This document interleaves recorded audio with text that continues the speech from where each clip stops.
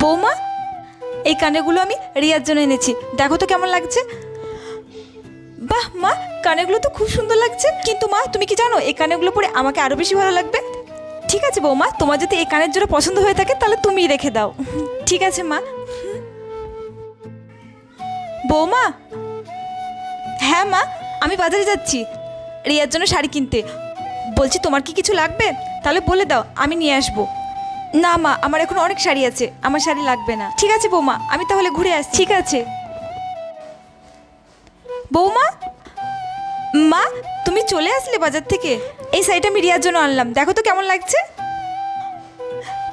বাহ মা, শাড়িটা তো খুব সুন্দর লাগছে। মা, আমি শাড়িটা রেখে দিচ্ছি, তুমি বরঞ্চ রিয়াদির জন্য আরেকটা নতুন শাড়ি নিয়ে এসে দিও। ঠিক আছে বৌমা, তুমি রেখে দাও। ঠিক আছে মা। মেয়েদের যদি এইরকমই শাশুড়ি হতো তাহলে কতই না ভালো হতো। একটা লাইক করে সাবস্ক্রাইব করতে ভুলো না কিন্তু।